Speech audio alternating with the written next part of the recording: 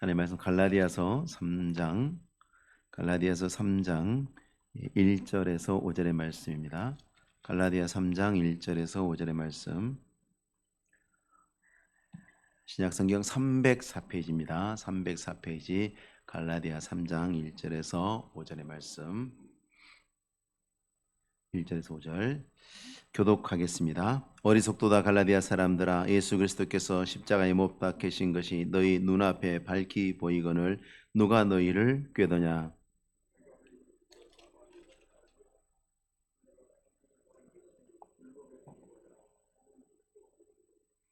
너희가 이같이 어리석으냐? 성령으로 시작하였다가 이제는 육체로 마치겠느냐? 같이 읽겠습니다. 너희에게 성령을 주시고 너희 가운데서 능력을 행하시는 이의 일이 율법의 행위에서냐 혹은 듣고 믿음에서냐? 아멘. 모든 거짓말들은 좋은 것을 가지고 제조가 됩니다. 사람들이 신뢰할 만한 것들을 가지고 제조를 해내죠. 우리가 잘 알고 있는 그 마술도 사실은 눈속임이죠. 눈속임. 왜냐하면 사람들은 눈으로 보는 건 확실하다고 믿거든요. 그래서 사람들이 믿고 있는 그것을 이용해서 사람들을 속이는 거죠. 그래서 모든 신뢰를 이용해서 거짓이 만들어집니다. 여기서도 지금 별반 다르지 않습니다. 사람이 선을 행해야 된다. 선한 존재로 살아가야 된다. 나쁜 말입니까? 좋은 말입니다. 착하게 사는 것은 금지할, 성령의 열매를 맺는 것은 금지할 법이 없다 그랬죠. 만약에 어떤 그리스도인이 북한 땅에서 본인의 신분을 숨긴 채로 성령의 열매를 따라 살면 아마 북한에서도 훈장을 받을 거예요. 왜? 금지할 법이 없어요. 성령의 열매는 공산당도 좋아하는 거죠. 북한에 만들어진 법을 보면 그렇게 돼 있어요. 그렇게 될 것 같아요. 선을 행한다는 말과 선한 존재로 살아가야 한다는 말 너무 좋은 말이죠. 근데 할 수만 있으면 그렇게 해야죠. 누가 반대할 수 있습니까? 누가 아니라고 이의를 제기할 수 있습니까? 내가 힘을 다해서 선을 행해야죠. 그러나 인간은 자연적으로 하나님 앞에서, 그리고 하나님이 인정하시는 그 평가하실 때에 선하다고 말할 수 있는 것을 행할 수 없다는 게 문제가 있죠. 말은 좋은데 안 되는 걸 이야기하면 그건 굉장히 나쁜 의도가 있는 거죠. 안 되는 것을 좋은 것이라고 이야기를 해서 그 사람으로 하여금 오해하게 만드는 거죠. 심지어 하나님의 은혜로 구원을 받아서 변화받은 신자들조차도 항상 선을 행한다는 거 가능한 일입니까? 불가능한 일이죠. 바울 사도같이 경건하고 하나님 앞에 온전히 헌신해서 살았다고 본인은 그렇게 말하지 않지만 누가 봐도 바울만큼 살기 어렵다라고 말하는 그런 사람인데도 바울은 자기가 죄인의 괴수라고 말합니다. 여기서 혼란이 생기는 거죠. 자, 선한 행위와 구원의 관계. 언제까지나 이것은 우리가 복음을 전할 때 만나게 되는 모든 사람들의 마음속에 있는 혼란이죠. 심지어 신자들의 마음속에도 이런 혼란이 있을 수가 있습니다. 죽기 전에 죄 지으면 지옥 가는가? 뭐 이런 고민 지금도 하죠. 그러니까 죽기 전에 죄를 지어도 된다는 말이냐? 또 이렇게 오해하기도 하고. 갈라디아 교회 안에 유대인들 중에서는 유대교처럼 선한 행위를 통해서 구원에 이를 수 있다. 그렇기 때문에 예수도 믿고 율법도 준수해야 한다. 이렇게 주장하는 사람들이 있었습니다. 이게 언뜻 보면 첨가처럼 보이지만 복음을 바꿔치기 하는 거죠. 아주 작은 것을 끼워 넣지만 바꿔치기 하는. 사기꾼들, 꼭 오델로 게임 같아요. 사기꾼들이 사기를 다른 사람을 속이고 기만하고 이익을 편취하려고 할 때도 아주 독소를 하나 딱 끼워 넣어서 마지막에 그것만 돌리면 모든 것이 돌아갈 수 있는 그런 것들을 꽂아 넣지 않습니까? 지금 그런 것입니다. 예수 믿어라. 다 하고 다 좋은데 요거 하나만 더 준수하면 나쁘냐? 하나님 옆에 하나님 명하는 거 우리가 잘 하라는 것이 나쁜 말이냐? 이렇게 했을 때 아닐 것 같거든요. 괜찮을 것 같거든요. 자, 그들 나름대로 그들이 생각하는 신이, 사람들은 그들 나름대로 그들이 생각하는 신이 원하는 어떤 율법을 제정하고 그것을 준수해서 신을 만족시키고 그리고 구원을 얻는다는 생각이 인간의 만든 모든 종교 안에 반영된 죄인의 아주 고착화되어 있는 생각들입니다. 세상에 존재하는 모든 종교가 다 이렇습니다. 그러나 성경은 선을 행하거나 율법을 지킴으로써 하나님 앞에서 의롭다함을 얻지 못한다. 결코 그럴 수 없다라고 단호하게 말합니다. 우리가 알다시피 마귀는 속이는 자죠. 거짓말장이고 태초부터 거짓말장이고 살인한 자고 거짓의 아비죠. 그러니까 하는 일이 뭔가? 오늘 본문의 말씀 보십시오.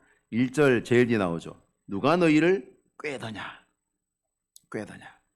자, 이 마귀는 아담과 하와를 꾀어서 범죄에서 죽음에 이르게 만들고 그 후손된 모든 인간과 인간이 다스리는 하나님의 모든 창조 세계에 죽음이 들어오게 만든 자죠. 이 꾀다는 말이 의미심장합니다. 꾀다는 말 안에는 매혹시키고 황홀하게 한다라는 의미가 있어요. 꾀다.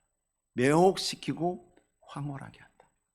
너무 좋아 보이게 한다는 거죠.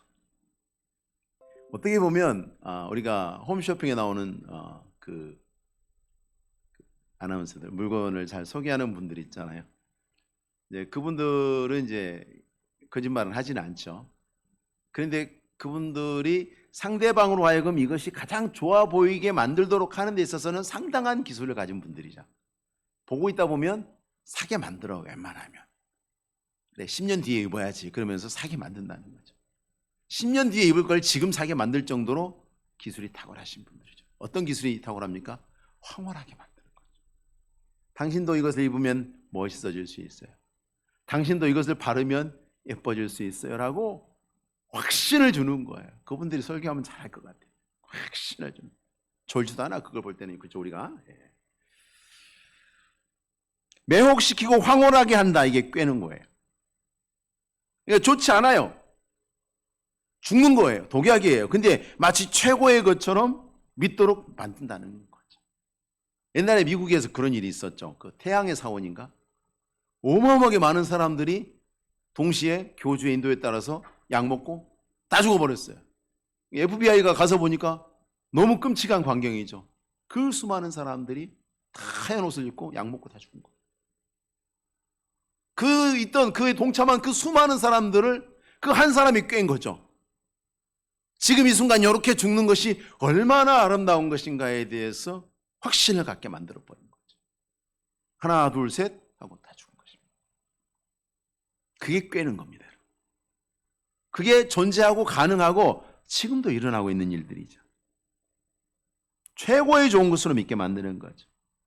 오늘날도 아주 유용한 방법으로 통용이 되고 있습니다.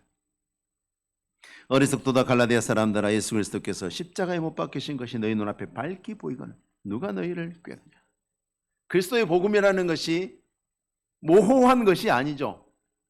그리스도의 십자가의 역사성 그리고 구원의 선명성은 뭐 제론의 여지가 없습니다. 그럼에도 불구하고 누가 너희를 꾀느냐. 그렇게 확실한 것을 불확실한 것으로 만들어버리고 불확실한 것을 확실한 것으로 만들어버리는 그 일을 누가 했느냐라고 묻는 거죠. 근데 이 말씀에는 사람이 마귀의 꾀임에 빠지게 될 때에 어떻게 빠지게 되는가에 대한 단서가 있습니다. 그 단서가 뭔가? 그 고리가 뭔가? 어리석음이죠. 어리석음. 마귀가 꿰일 때에 뭘 건드리냐면 그 어리석음을 건드리죠. 근데 여러분, 그게 내 입장으로 봤을 때는 그게 나의 현명함과 지혜와 자랑이고, 마귀가 봤을 때는 어리석고, 하나님과 마귀가 볼 때는 그건 어리석음이에요. 그거는 고리가 되는 거죠. 마귀가 속이고 파고 들어가는 틈새가 되는 거죠. 그게 뭡니까? 나를 믿는 거예요, 그게. 너는 훌륭해. 너는 잘할 수 있어. 너는 괜찮은 존재야. 좋잖아요. 그런가? 그러면 자기가 스스로 생각하기에 그건 자랑거리죠. 우리가 육체를 자랑한다 그러죠. 그래, 나 괜찮은 사람. 난 훌륭한 사람. 내 안에는 선한 가능성이 얼마든지 존재해. 그렇지만 그게 뭡니까? 어리석음. 마귀가 이용하는 어리석음. 우리에게는 그것이 자랑으로 가르쳐주고 마귀는 그 어리석음을 이용하는 거죠. 본문에서 말하는 갈라디아 사람들의 그 어리석음의 근원은 하나님의 말씀 곧 복음에 대한 불순종이에요. 왜? 나를 자랑하려면 복음을 버려야죠. 복음은 모든 사람을 죄인으로 정죄하고 있죠. 모든 사람을 스스로 하나님의 의에 이를 수 없는 존재로 규정하고 있죠. 그걸 버리기 전에는 나를 자랑할 수 없어요. 그래서 어리석음으로 간다는 얘기는 곧 하나님의 말씀 복음을 버렸다는 뜻입니다. 불순종했다는 것입니다. 복음으로부터 돌아섰다는 얘기입니다. 복음을 더 이상 확신 있게 붙잡지 않는다는 뜻이죠. 하나님의 말씀만 진리기 때문에 그 말씀에 불순종하는 것은 곧 어리석음으로 들어서는 것이죠. 왜 하나님께서 말씀하실 때 좌로나 우로나 치우치지 말라고 했을까요? 이쪽이나 이쪽이나 같아요. 결과는 같아요. 왜? 길은 하나니까 이 길에서 떠나면 왼쪽으로 떠나든 오른쪽으로 떠나든 다 뭡니까? 어리석음이죠. 하나님을 떠났으니까, 진리를 떠났으니까. 고린도전서 3장 19절 말씀에 이 세상의 지혜는 하나님께 어리석은 것이니 기록된 바 하나님은 지혜 있는 자들로 하여금 자기 꾀에 빠지게 하시느니라 하였고.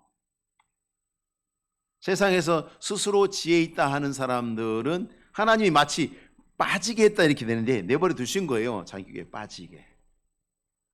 그거를 자기는 지혜라고 하는데 그건 어리석음에 빠지는 거죠.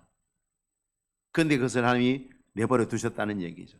세상이 지혜롭다고 자기는 실컷 자랑하는데 하나님께서 보시니까 어리석기 크죠. 이 세상 지혜는 하나님께 어리석은 것이니 갈라디아 교인들이 하나님 말씀을 떠났기 때문에 그리스도로부터 멀어지고 어리석음 속으로 빠져들어가서 자신들을 꿰는 자들의 말이 아름답고 황홀하게 여겨졌던 것입니다. 믿음을 꽉 붙잡고 있는 사람은 절대 이단이든 마귀든 미혹할 수가 없어요.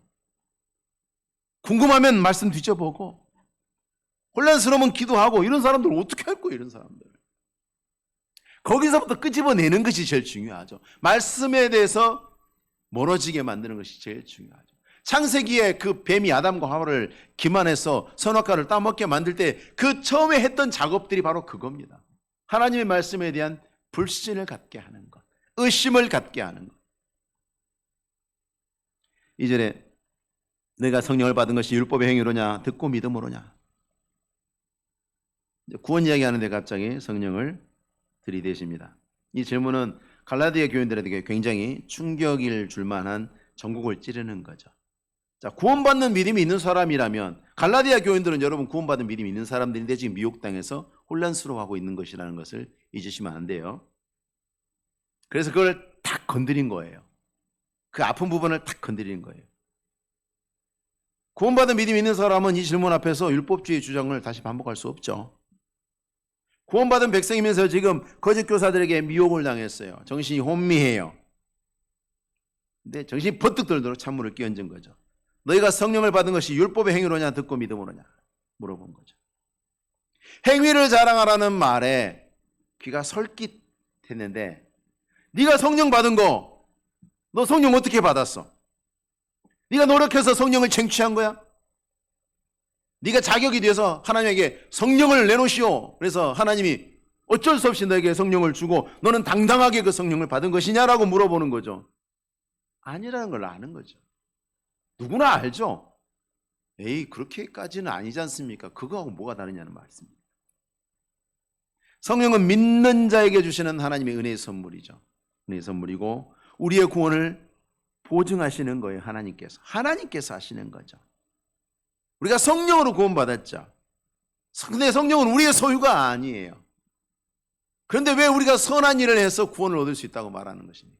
구원은 성령으로 말미암고 성령은 하나님께서 하시는 일인데 감히 우리 어디에서 뭘 보고 우리에게서 구원이 나온다는 것이냐라고 묻는 말씀인 거죠. 하나님의 말씀을 우리가 귀로 듣는 것을 외적 소명이라 그래요. 그리고 성령께서 그 들은 말씀을 우리의 안에 가지고 들어가셔서 우리에게 믿음을 주시는 것을 내적인 소명의 역사라고 하는데, 그러므로 통해서 우리가 구원을 얻게 되는 거죠.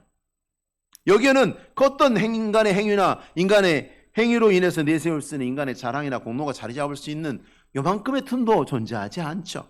없어요, 그런 공간이.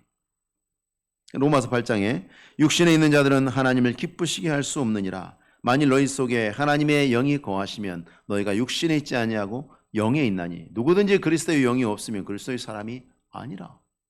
그렇죠. 그런데 그 성령은 네가 하나님으로부터 뺏어온 것이 아니라 하나님이 너에게 선물로 준 것 아니냐. 네가 뭘 자랑할 건데? 너 정말 행위를 통해서 네가 율법을 잘 준수해서 구원을 얻을 수 있다, 천국을 갈 수 있다, 하나님 앞에 의롭다움을 받을 수 있다라고 말하는 것이 과연 타당한 것이냐. 그래서 사도 바울은 율법을 준수함으로 구원을 받을 수 있다라고 그렇게 믿고 있고, 또 그렇게 가르치는 사람들, 인간을 의지하고 인간을 자랑하라고 말하는 사람들, 그리고 그들을 따르는 사람들에게 너희가 이같이 어리석으냐 이렇게 묻는 거죠. 성령으로 시작하였다가 이제는 육체로 마치겠느냐. 이 이야기는 정확하게는 갈라디아 교인들에게 한 거죠. 갈라디아 교인들을 기만하고 있는 거짓 교사들은 애초에 성령으로 시작도 안 한 사람들이죠. 그 사람들은 성령으로 시작도 안 한 사람들이에요. 근데 갈라디아 교인들은 성령으로 시작한 사람들이에요. 왜? 바울에게 복음을 듣고 예수를 믿고 구원받고 하나님 백성이 된 사람들이 확실하거든요.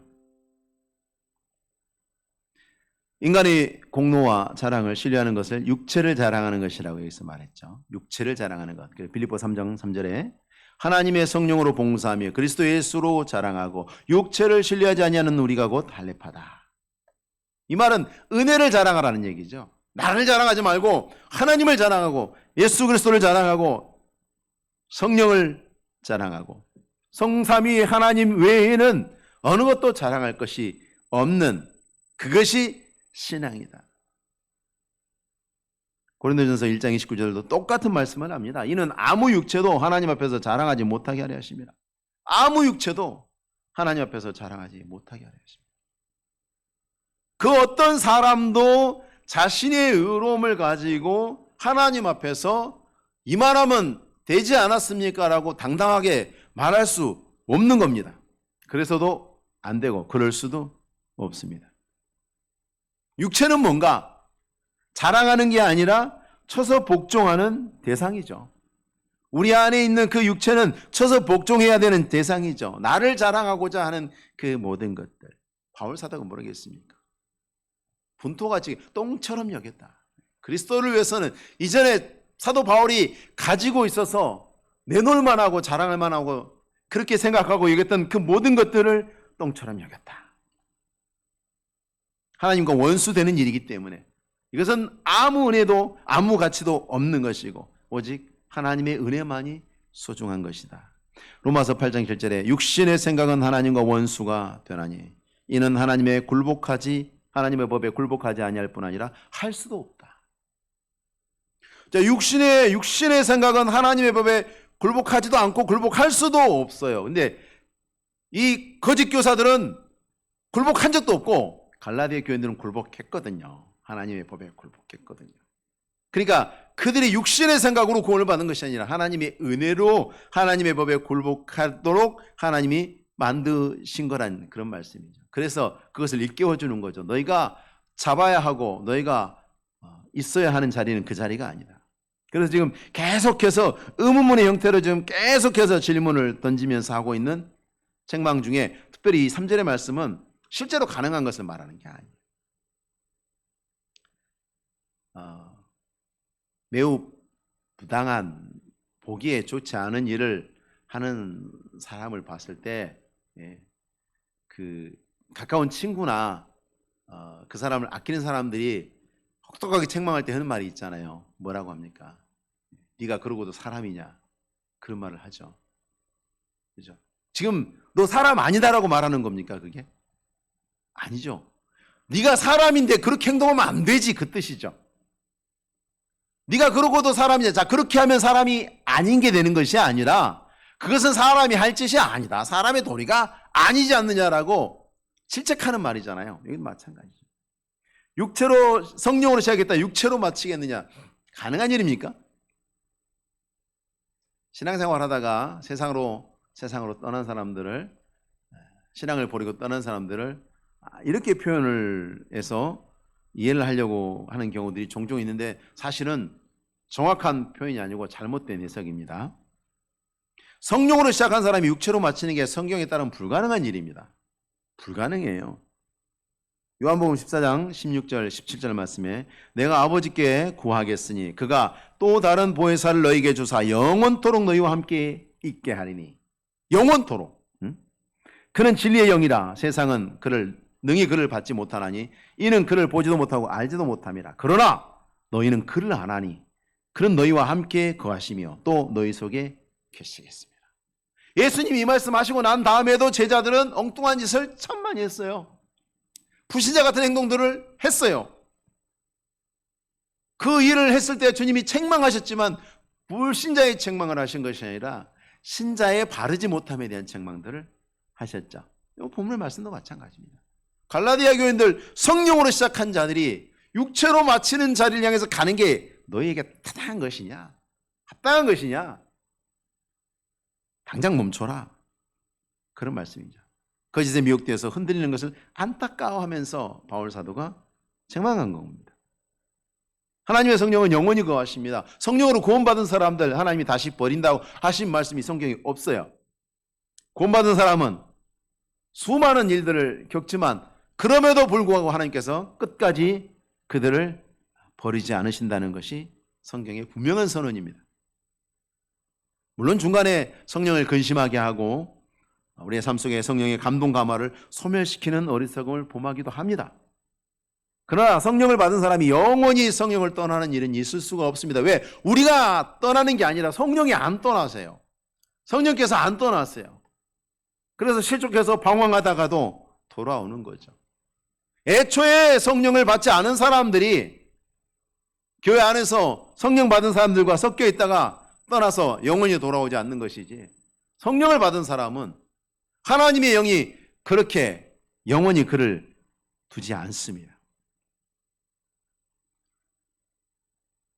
갈라디아 교인들이 소홀히 여겼던 그 성령님께서는 능력으로 역사하시는 분이죠. 그래서 그런 성령을 우리가 근심케 하거나 불순종함으로, 그리고 하나님의 성령의 감동하심을 외면함으로 성령을 소멸케 하는 일들이 종종 있습니다마는 그것은 하나님이 허락하시는 그 능력의 놀라운 역사가 가져오게 될 축복을 우리가 스스로 거절하는 것하고 다를 바가 없습니다. 너희가 성령을 주시고 너희 가운데서 능력을 행하시는 이의 일이 율법의 행위였으냐 혹은 듣고 믿음이었으냐. 성령 하나님께서 기뻐하신 것이 무엇일까? 우리 믿음이라고 말하죠. 우리 믿음이죠.